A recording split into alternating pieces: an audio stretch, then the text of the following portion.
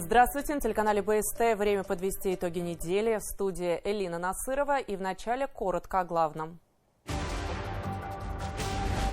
Беспилотники, сетевые станки и безэкипажные катера. Непосредственно манипуляционные, мониторинговые, то есть также может самостоятельно более 250 километров проходить. Республика представила свой потенциал на Российском промышленном форуме. Запущены сразу 3 индустриальных проекта стоимостью $1 миллиард. Там, где сейчас проявляют уважение к работникам, там и дела хорошо идут. Сюда долетали только птицы. На краске держится все это женщина просто.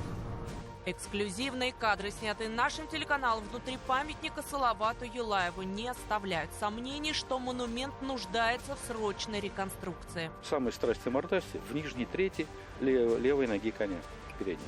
Почему символ Уфы придется снять с постамента?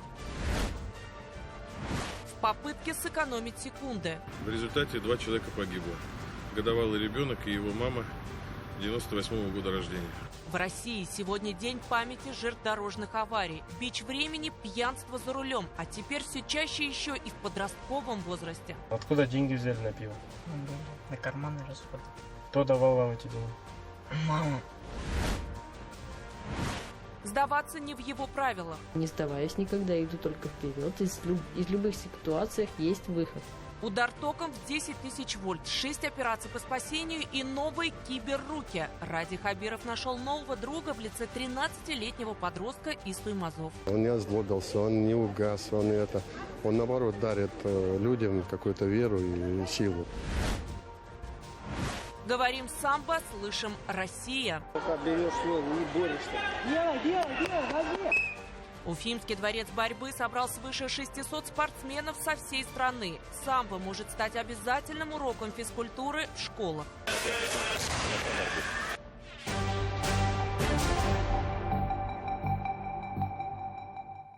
На неделе в Башкортостане запустили новые индустриальные проекты общей стоимостью более $1 миллиард. Старт традиционно дали на промышленном форуме, открытие которого прошло в Уфе. Глава Башкортостана поблагодарил работников предприятия за весомый вклад в укрепление экономики региона и обозначил задачи, которые необходимо решить для дальнейшего развития. Одна из ключевых – нехватка кадров. Здесь Ради Хабиров призвал бизнес создавать комфортные условия для сотрудников и активнее на межмуниципальном уровне сотрудничать с колледжами. Обо всем подробнее расскажет Артур Шамсудинов. Пожалуйста, вот это сами завяжите символически 45-й узелочек. Вот это вот, да. Здесь, да? Да. Этот станок первое, на что обратил внимание глава республики на выставке промышленного форума. Он позволяет в 10 раз увеличить скорость плетения маскировочных сетей по сравнению с ручным трудом. Ради Хабиров своими руками оценил изобретение. Вот таким образом. Для чего амплитуда? Чтобы сети не рвались, чтобы аккуратно шли. Да, действительно, вот все, вот эта сеть все, готова. Это у нас сеть. В этом году на форуме было особенно много того, что нужно для поддержки бойцов на СВО. Здесь создаваемые в Башкортостане беспилотники, средства радиоэлектронной борьбы и даже безэкипажные катера. Выполняет широкий спектр задач, ставится доп. Оборудование, непосредственно манипуляционное, мониторинговое, то есть также может самостоятельно более 250 километров проходить. Все ближе роботы заходят в нашу жизнь. Даже такой робопес, который пока выполняет команды больше для развлечений, тоже может быть полезен на производстве, если к нему присоединить специальные манипуляторы. Ну а этот уже вовсю используется на одном из уфимских предприятий. Конечно, выглядит он не столь интересно, но тоже весьма функционален и может перевозить на себе до 600 килограммов полезной нагрузки. Традиция промышленного форума – открывать новые производства. В этом году запустили сразу 3 проекта общей стоимостью $1 миллиард. Один из них в Уфе – цех компании «Бурсервис», 2 других – в Туймазинском районе.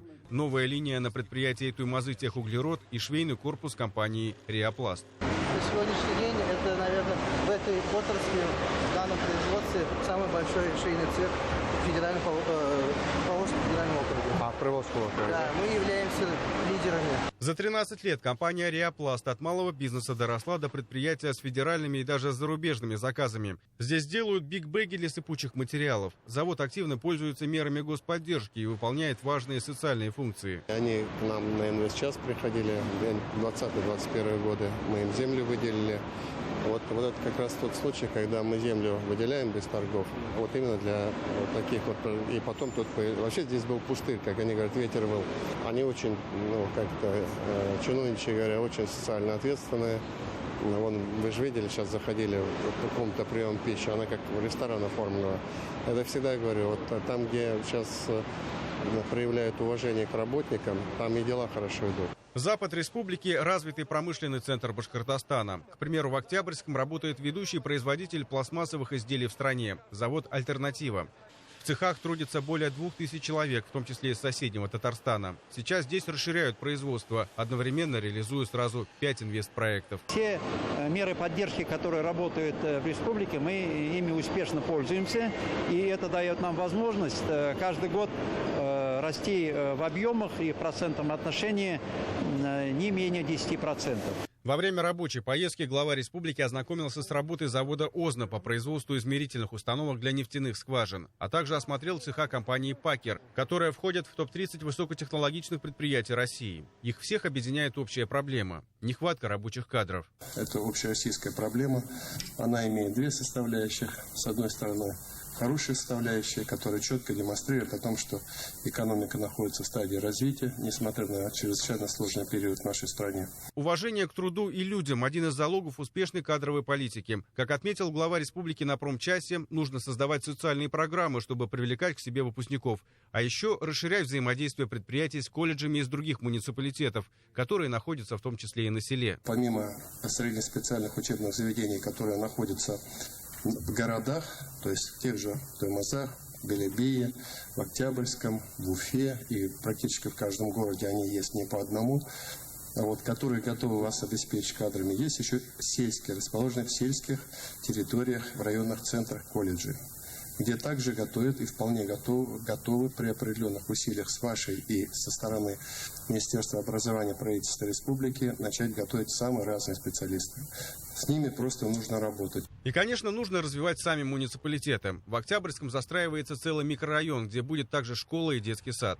В рамках федеральной программы «Стимул» здесь построили дороги общей протяженностью почти 2,5 километра. Как живет Октябрьский? Нормально живет? Что касается социалки, вот все, что есть, потихонечку даем. Года через 2 бассейн здесь будет стоять, там и, вот мы с Алексеем Евгеньевичем говорили. Поэтому, Алабишта, да. Значит, все сделаем. Что обещали, все сделаем. А так? Спасибо за год для людей с ограниченными возможностями здоровья. Здоровья! Спасибо. Сами будьте здоровы, ладно? Спасибо. Здоровья. Башкортостан – один из промышленных лидеров России. В отрасли работают более 52 тысяч человек. Не просто сохранить, но и нарастить темпы производства. Стратегическая задача не только для республики, но и всей страны. Артур Судинов, Артур Ханов, Родион Матвеев и Виктор Демидов. Итоги недели. Возвышаясь над городом более полувека, он олицетворяет национальную гордость и патриотизм. Ровно 57 лет назад в Уфе состоялось открытие памятника Салавату Юлаеву. Сегодня трудно представить город, да и республику без этого монументального и исторического сооружения. Но самая высокая конная статуя в Европе оказалась под угрозой разрушения. Памятнику нужна срочная реставрация. Об этом гласят и документальные кадры, сделанные на этой неделе изнутри памятника для фильма. Что за киноленту снимают уфимские режиссеры и какова дальнейшая судьба одного из главных символов Башкортостана, расскажет Руслан Патыргареев. Если она будет широкая, мы сможем туда подвести ты ее прямо? Там да, может маленький. Зачем? Вот так к коню подъезжаем, в Бойцы Уфимского спасательного отряда обсуждают детали подъема съемочной группы к памятнику. Видеооператору предстоит через люк размерами 40 на 40 попасть внутрь монументального сооружения и сделать кадры, недоступные человеческому глазу снаружи. Ну, я думаю, что сначала я начну с GoPro. Для общего представления на ширике отработаем.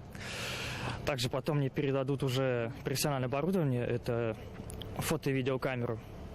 И там уже в хорошем разрешении мы снимем детально планы, в каком состоянии памятник. Это завершающий и самый ответственный этап съемок документального фильма «Я вернусь». Кинолента расскажет об истории памятника и подготовке его к реставрации. Документалистика – это самая главная объективность, это достоверность. И мы не хотим на кого-то ссылаться и говорить, говорят, там вот что-то такое нехорошее. Да, мы хотим сами зайти и сами посмотреть, и сами донести до телезрителя, что на самом деле, как обстоят сегодня дела, в каком состоянии сегодня каркас. При массе в 40 тонн он стоит на 3 опорах. С одной стороны уникальное сооружение, с другой очень сложное в инженерном плане, где важны расчеты и прочность материала. На кадрах изнутри коня видно, что годы взяли свое. Повсюду ржавчина и сквозные отверстия. Элементы там самого памятника, они скреплены либо на сварке, либо на штифтах, либо на болтах.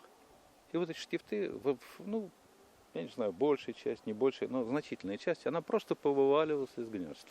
Анатолий Яксин еще в 2020-м был приглашен для обследования памятника. Тогда стало понятно, что проблема не только в самой скульптуре. Укрепить нужно и постамент, и грунт. Специалисты на тот момент установили, что за год крен в сторону белый составил более сантиметра, а фундамент просел на 6-7. Самый страшный мордасти в нижней трети левой ноги коня, передней.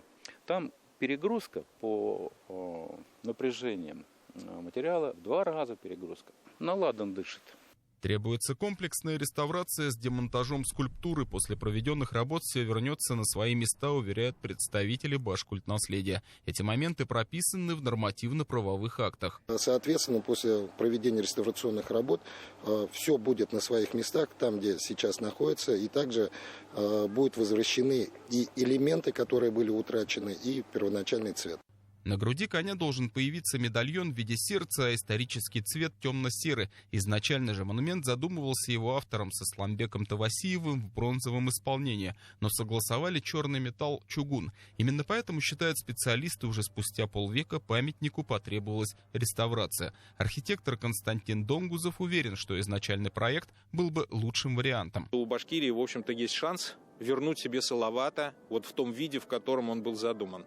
Со всеми теми архитектурными решениями, которые были придуманы и которые экспонировались, но которые были усечены безжалостным образом в рамках борьбы с архитектурными излишествами, которые пережила страна, начиная с 1954 года, с момента прихода Хрущева. Памятник из Уфы никуда не увезут. Реставрационные работы будут проводить в республике, чтобы Салават Юлаев величественно возвышался и дальше, как обещают специалисты, как минимум 100 лет. На время ему придется сойти с постамента.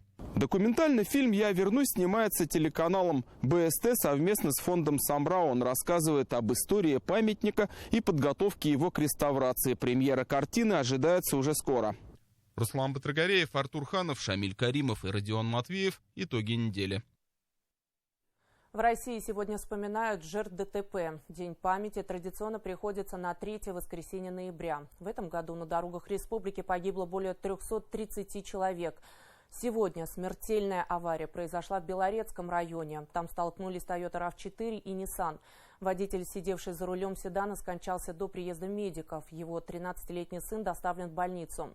Страшная авария на неделе произошла и в Бакалинском районе. Она унесла жизни молодой мамы и ее ребенка. Подробности далее. Детали автомобиля от удара раскидало на десятки метров. За рулем отечественного авто находилась 26-летняя девушка. Вместе с ней в машине ехал годовалый малыш, а дома остался ждать 5-летний сынишка. По предварительной версии, «Лада Гранта» выехала на встречную полосу, где столкнулась с Kia Sportage. В результате 2 человека погибло. Годовалый ребенок и его мама 98-го года рождения. Уважаемые участники дорожного движения, в связи с погодными условиями будьте предельно внимательными. Соблюдайте скоростной режим. Начальник управления госавтоинспекции выезжал на место аварии. В это время он должен был быть на пресс-конференции, посвященной Дню памяти жертвам ДТП. Четверть смертельных аварий произошла в этом году по вине пьяных водителей. Статистика неутешительна. Башкортостан занимает 5-е место среди субъектов России по количеству происшествий с нетрезвыми автолюбителями. При этом их число по сравнению с прошлым годом снизилось. В этом плане активно нам помогают граждане. По имеющимся на сегодняшний день ресурсам, это телефон доверия МВД по Республике Башкортостан и чат-бот госавтоинспекции, задержано 276 нетрезвых водителей. Благодаря этим ресурсам удалось сохранить жизнь 15 пешеходам, которые находились на проезжей части в нетрезвом состоянии. Сотрудниками госавтоинспекции республики в этом году задержаны более 14 тысяч пьяных водителей. 150 из них – это подростки. Значит, так как идет запах алкоголя изо рта, будем проверять на состояние алкогольного опьянения.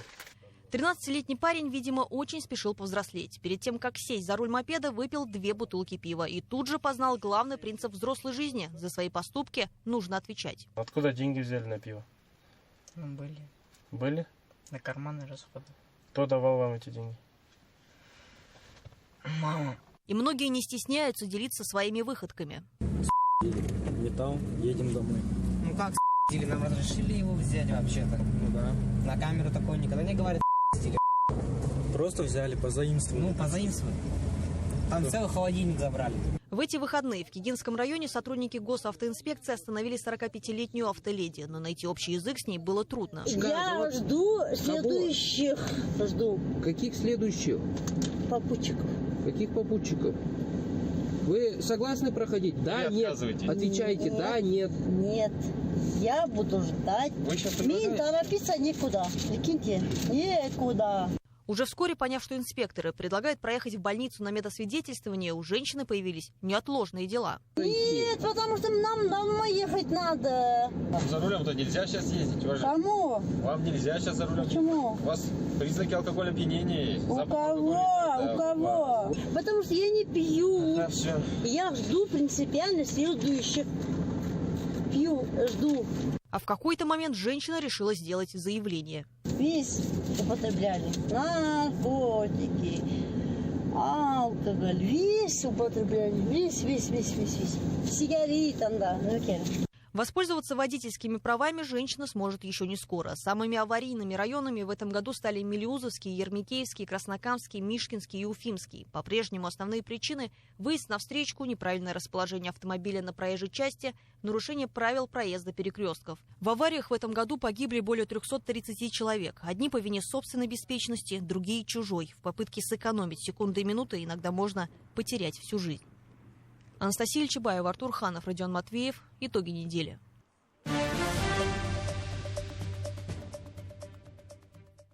Никогда не сдаваться. Такой девиз для себя выбрал 13-летний Ильназ Давлетов, лишившийся обеих рук. Трагическую историю школьника мы уже не раз рассказывали. На неделе его навестил глава республики во время рабочего визита в город Туймазы. Ильназ показал руководителю региона, как занимается программированием, спортом и успешно ведет свой многотысячный блог, вдохновляя других.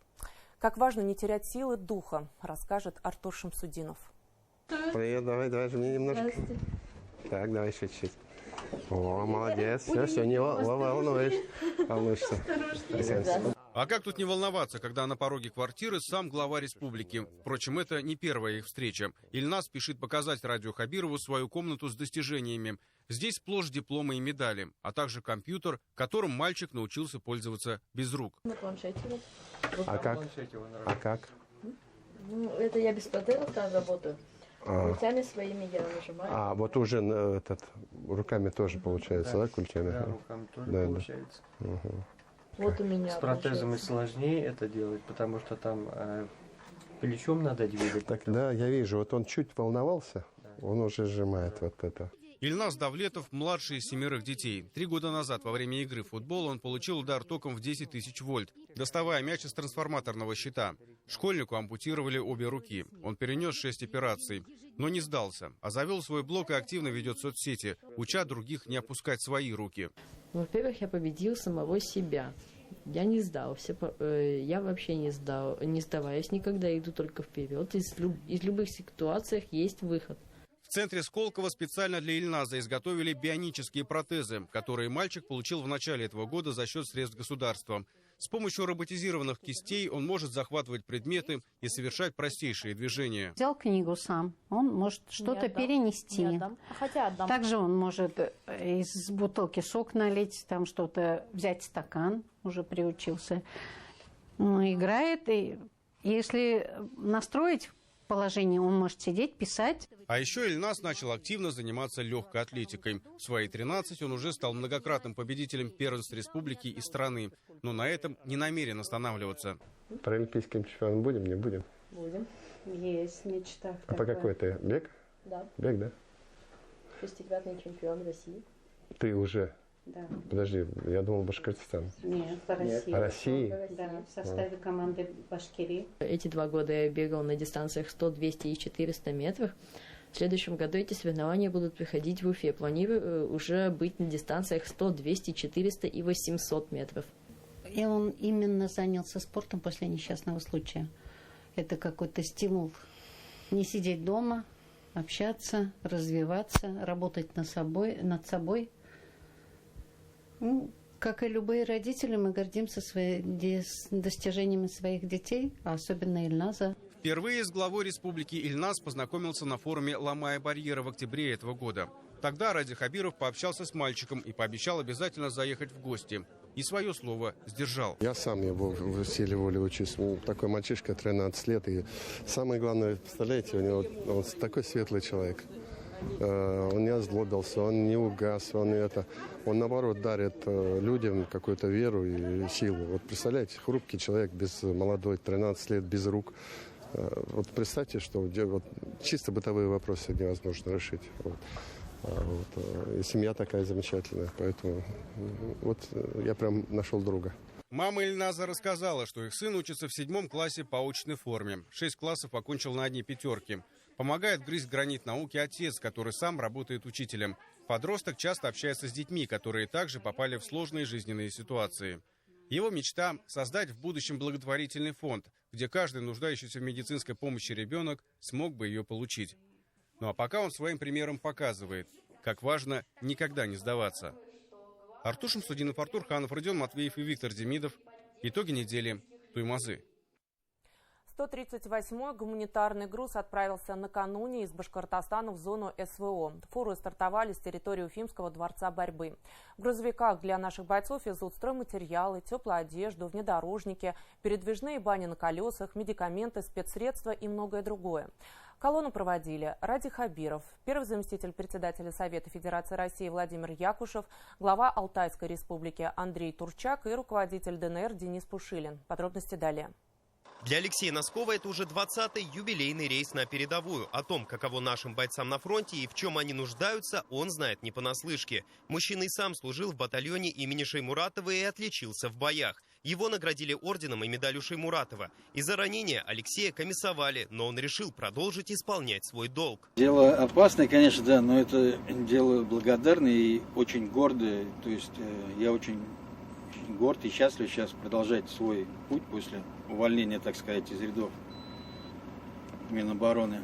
Так сказать, это наша миссия, то есть ребята там на передке не чувствуют нашу поддержку. В фурах 150 тонн груза. Это автомобили, мотоциклы, стройматериалы, генераторы, окопные свечи, маскировочные сети, теплые вещи, продукты, лекарства. И, конечно же, посылки от родственников. Все собрано по заявкам. В церемонии отправки колонны участие приняли глава Башкортостана Ради Хабиров, а также первый зампредседателя Совета Федерации России Владимир Якушев, глава Алтайской республики Андрей Турчак и руководитель ДНР Денис Пушилин. С напутствием они обратились к водителям фур. С большим уважением к вам. Спасибо большое.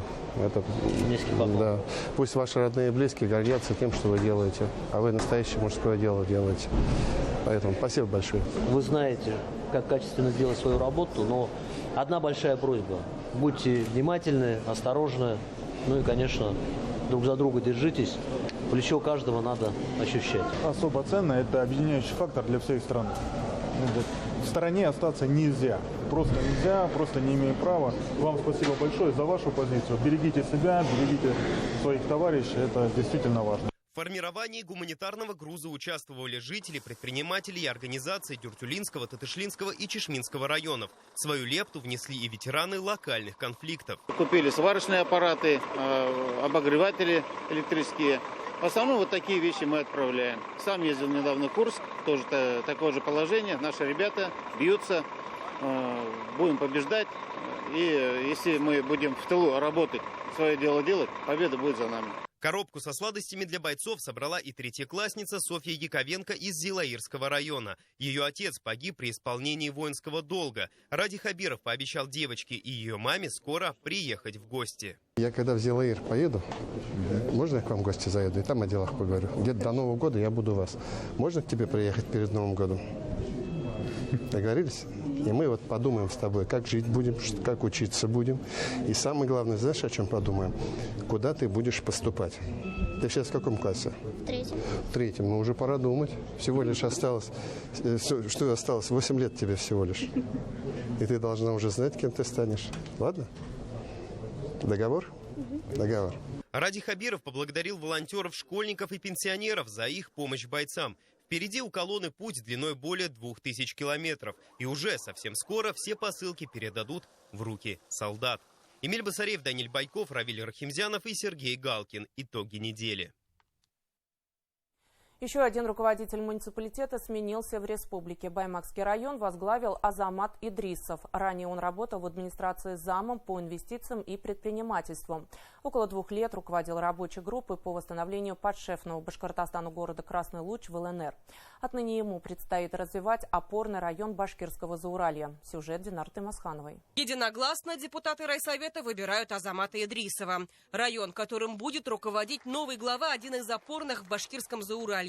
Для чиновника муниципалитет родной, несмотря на то, что вырос в Кугарчинском районе. Его мама из Баймака, здесь жили бабушка с дедушкой. Опыт руководства и развития территории у Идрисова имеется. Ранее он возглавлял рабочую группу по восстановлению города Красный Луч, подшефного республики. Я осознал и осознаю всю эту ответственность за эту территорию, за этих людей, да, за местных жителей. Все проблемные вопросы района вник.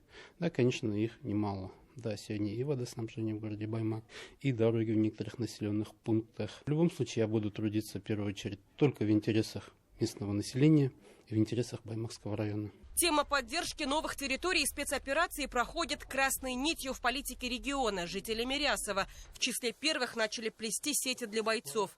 Этот сельсовет возглавляет ветеран специальной военной операции Шамиль Надырбаев. После комиссования по ранению бывший командир взвода оказывает бойцам тыловую помощь. Азамат Сафаргалевич я знаю, потому что, будучи в Луганской области, мы с ним встречались, когда он там работал. Человек порядочный, человек принципиальный, человек слова. И думаю, что и в дальнейшем мы с ним будем, Аллах верха, вместе работать, и у нас все получится. Руководители сельсоветов отмечают, что в последнюю пятилетку инфраструктура в населенных пунктах преображается.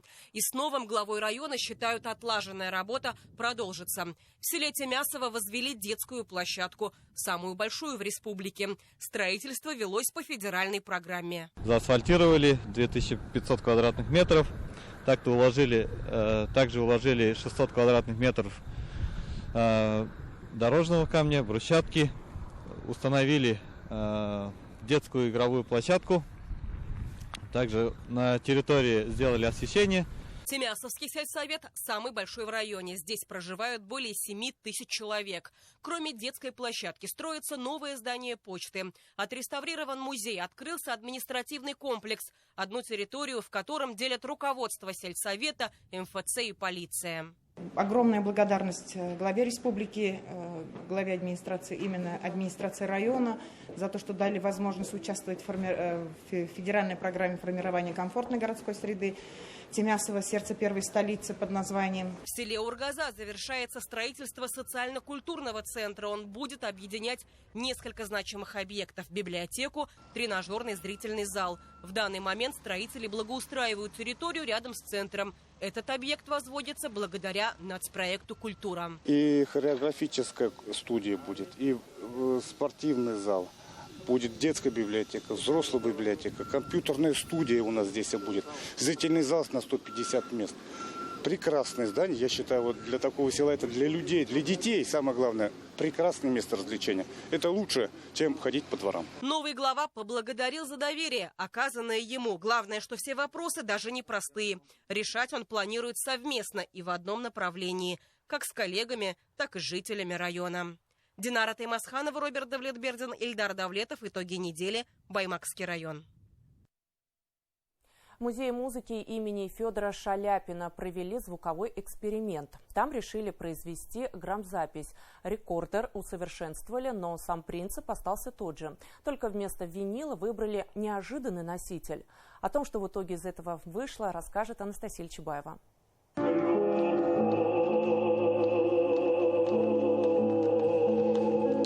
Это еще не звучание проигрывателя, а лишь репетиция перед записью. Но от исполнения так и веет той теплотой звука, что обычно могут передать только виниловые пластинки.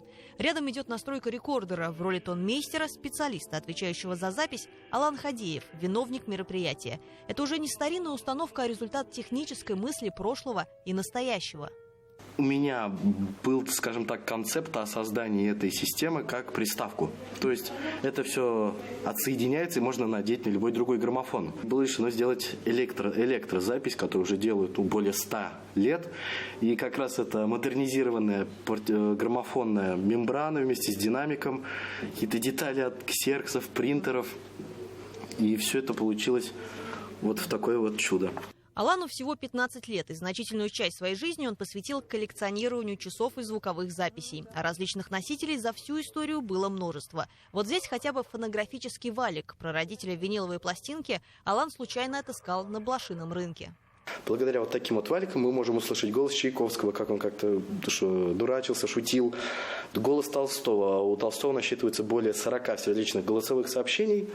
Он отправлял своим друзьям, знакомым, у которых был фонограф, не письма, а отправлял как раз вот такие валики. И есть пару как раз валиков, где он извиняется: простите, что начитываю вам свое письмо в фонограф. То есть извинялся за голосовое сообщение, как можно сказать, сейчас.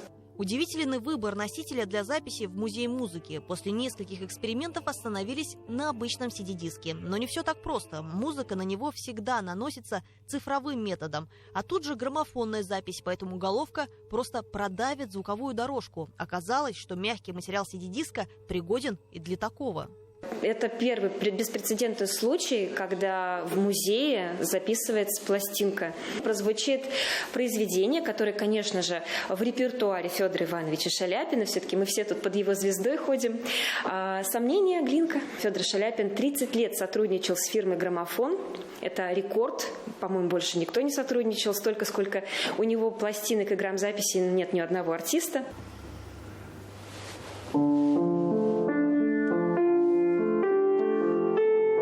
И вот момент, ради которого все и собрались. Получится ли, не знает никто. Все сидящие в зале и на сцене участники эксперимента. У башкирской столицы с фонографами особая связь. Уфа была в числе первых городов Российской империи, куда привезли чудо-технику. Мы теперь знаем, что 5 августа 1890 года в Уфе была первая демонстрация звукозаписи и звуковоспроизведения. Это случилось буквально незадолго, за месяц до приезда в наш город хориста Федора Ивановича Шаляпина. Уймитесь волнения страсти. Запись получилась со второй попытки, но главное здесь был даже не результат и его качества, а сам процесс – музыкальный мост между прошлым и настоящим.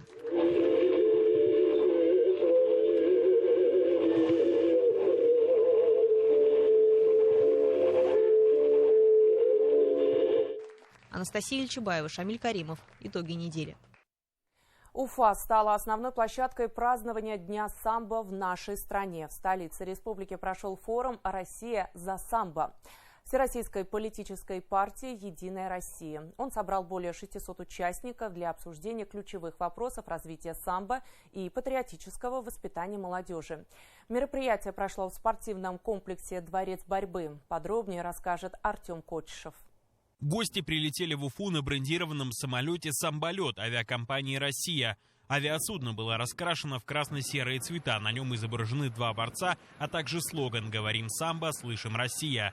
Во Дворце борьбы состоялось пленарное заседание форума. На мероприятии собрались представители всех регионов, более 500 человек. На повестке вопросы развития спортивной борьбы в России. Цифры действительно впечатляют, когда мы говорим о том, что у нас сегодня 600 тысяч ребят осваивают в вузах самбо. Это очень приличная цифра, и мы видим, что каждый год она очень быстро растет. Это говорит о том, что запрос есть, что у нас с вами очень серьезная и большая перспектива. Партия «Единая Россия» предлагает сделать самбо обязательным уроком физкультуры. Владимир Якушев отметил, что все 2 года реализации партпроекта «За самбо» в школах и вузах открываются новые секции.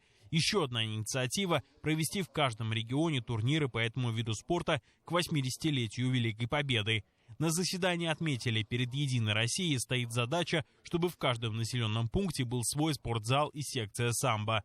Глава республики Ради Хабиров также в выступлении оценил значимость инфраструктуры. Одна из первых задач, которая перед нами стоит, это то, что развитие спортивной инфраструктуры должно стать главной национальной идеей, если хотите, дальнейшего нашего развития. С Всероссийским днем самбо участников форума поздравил глава Донецкой Народной Республики Денис Пушилин. Он высоко оценил роль спортивной борьбы в формировании системы ценностей подрастающего поколения. Глава Республики Алтай Андрей Турчак отметил, что в Башкортостане уделяют огромное внимание развитию спорта. Очень важно, что в Республике Башкортостан поддержке спорта, поддержке борьбы уделяется такое внимание. Я хотел бы еще раз, пользуясь случаем, Ради Фаритович, как уже представитель общественного совета нашего партийного проекта «За самбо», вас за это отдельно поблагодарить. Говорили и о том, что занятия самбо воспитывают характер и патриотизм, а также о том, что в зоне спецоперации среди бойцов есть много тех, кто прошел школу спорта, школу самбо. Жизнь показала, что те военнослужащие, которые обладают навыками самбо, они больше оказываются шансов выжить и добиться боевого успеха. Я вот напротив меня, буквально я сейчас вот гляжу, Ренат Культуманов сидит, мастер спорта по самбо. Покажись, пожалуйста. В первую очередь крепость духа, любовь к родине, закаляет характер.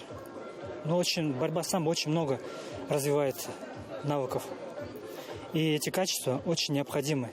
В рамках форума в Уфе в 3-й раз прошел крупнейший всероссийский детский турнир «Звезда». Впервые его провели в стенах нового дворца борьбы.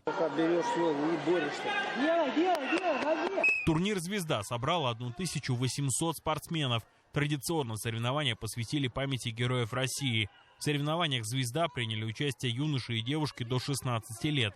Они отметили, что условия, которые созданы во дворце борьбы, мотивируют их на красивые поединки и победу. Самбо – это очень уникальный вид спорта.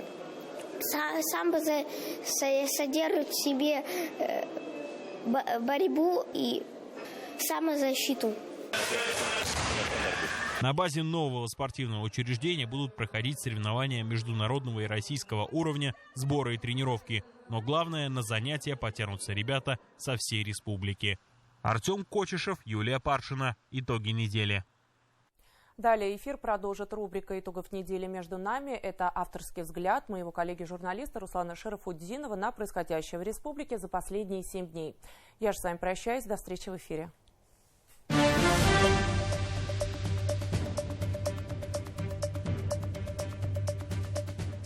Здравствуйте, я Руслан Шарафутдинов. Кадры решают все. На самом деле это знаменитая фраза, которую приписывают товарищу Сталину, а чего ему только не приписывают, не его.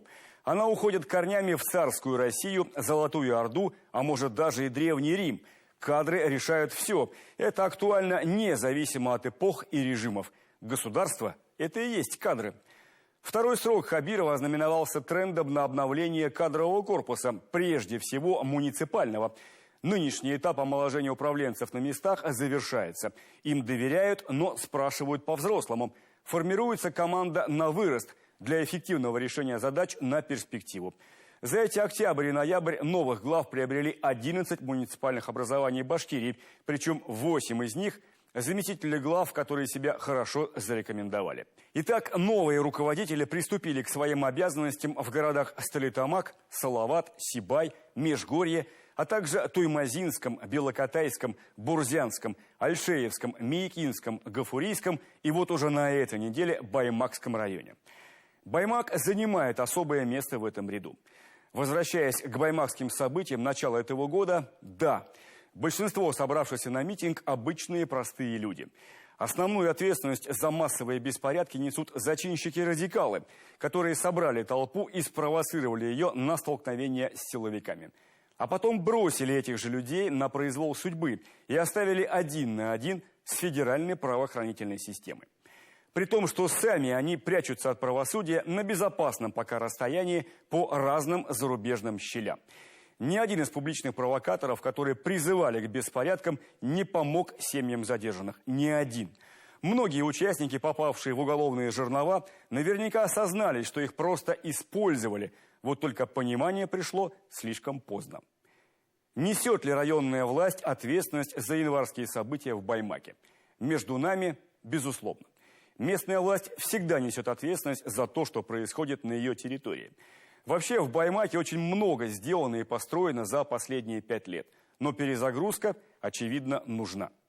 Новый глава Баймака Азамат Идрисов для района человек не чужой. Опыта у него достаточно, морально-деловые качества соответствуют. Главное, что пожелаем ему – слушать и слышать людей. В этом и есть на самом деле главный смысл кадрового курса Хабирова в целом – повысить КПД местной власти и прежде всего КПД обратной связи с населением. Так вот, если руководитель муниципального образования общению с народом и решению его насущных проблем предпочитает тишь да гладь кабинета и работу с документами, то ему пора сменить интерьер. Забронзовел – пора на выход. Между нами необходимость отвечать на неприятные и неудобные вопросы – неотъемлемая часть работы власти, и прежде всего муниципальной. С людьми надо разговаривать, причем на понятном языке, и объяснять, что, где, зачем и почему. Вот так часто и получается, что вопросы, ответы, на которые люди не получают на местном уровне, сразу ложатся негативом на башкирский Белый дом. Может, и не писали бы жители Кузнецовского затона обращение Путину, если бы видели уфимских городских чиновников перед собой почаще и получали от них ответы, как долго им еще терпеть тяготы и лишения на многострадальной улице Пугачева. Ну и самая значимая перестановка на шахматной доске башкирской политики – смену руководителя администрации главы республики. После 6 лет работы в Башкирии, которая действительно стала ему родной, Максим Забелин возглавил здравоохранение Московской области. На ключевой пост в региональной системе координат, пока в ранге исполняющего обязанности, заступил его заместитель Азат Бадранов. Кстати, что такое пост? Пост по военному уставу – это место или участок местности, на котором часовой с оружием в руках выполняет свои обязанности. Первый выстрел предупредительный, второй – на поражение. То есть в некотором смысле руководитель администрации – это часовой, который отвечает перед командиром за порядок на вверенной территории. Отвечает головой и ей же работает. Ответственность колоссальная. Ну, к ответственности Бадранову не привыкать. На фронте этому быстро учатся, там день за 3 идет, и цена ошибки – жизнь. Так что ни на какие переходные этапы и курсы молодого бойца он и не рассчитывает. Нет такой необходимости. Как и напутствовал его Ради Фаритович, вперед и работать. И в завершение. На этой неделе Уфа вновь стала точкой притяжения масштабных федеральных событий с участием ключевых персон российской политики и спорта. У нас прошел крупнейший всероссийский турнир по самбо под эгидой «Единой России». Вы знаете, иногда приходится слышать странные вопросы. Зачем нам эти уникальные спортивные объекты, построенные в последние годы? Дворец борьбы, комплекс слалома, центр фехтования и многие другие. Такие вопросы, честно говоря, могут задавать только недалекие люди. Так вот, как раз для этого объекты и нужны, для дела и активного использования, чтобы наши дети и взрослые занимались спортом, и чтобы вся страна приезжала к нам в гости, потому что только у нас есть такие уникальные условия. Сегодня Башкортостан – одна из самых востребованных площадок в стране для обмена опытом, межрегиональных и международных связей. Как модно говорить сегодня, хаб, транзитный центр.